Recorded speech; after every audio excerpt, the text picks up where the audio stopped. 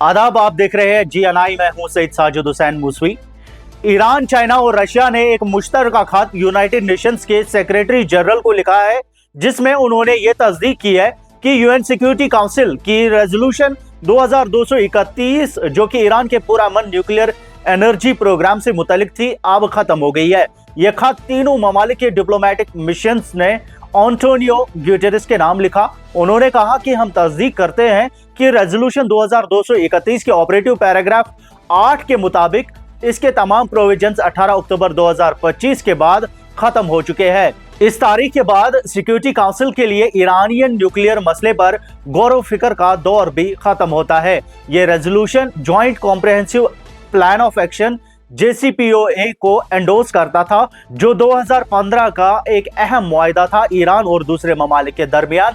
इस रेजोल्यूशन के जरिए ईरान पर लगाए गए न्यूक्लियर रिलेटेड सैंक्शंस को रोक दिया गया था, मगर 2018 में अमेरिका ने इस मुआहदे से अलग होकर ईरान पर दोबारा यूनिलैटरल सैंक्शंस लगा दिए। 2020 में वॉशिंगटन ने स्नैपबैक मैकेनिज्म चालू करने की कोशिश की, जिससे ईरान पर दोबारा सारे बैन्स लग जाते, लेकिन वो कोशिश नाकाम रही। अमेरिका के यूरोपियन एलाइज ने भी बाद में यूएस के दबाव में आकर अपने वादे तोड़ दिए और ईरान के साथ अपना ट्रेड बंद कर दिया।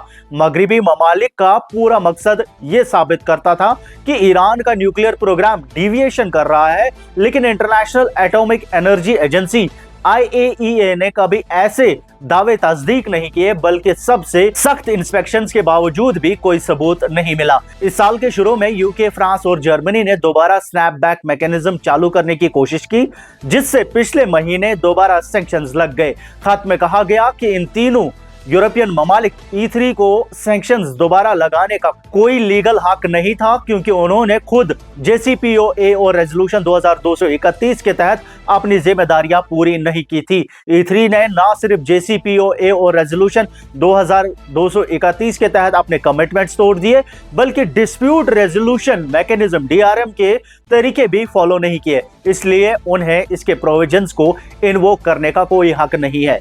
डिप्लोमेट्स ने आखिर में कहा कि सिक्योरिटी काउंसिल का रेजोल्यूशन 2231 के एक्सपायरेशन डेट का एहतराम करना उसकी क्रेडिबिलिटी और मल्टीलैटरल डिप्लोमेसी के एतबार को मजबूत करेगा। उन्होंने तमाम पार्टीज से अपील की कि वो एक बेहतरीन और मुस्बत डिप्लोमेटिक माहौल पैदा करें।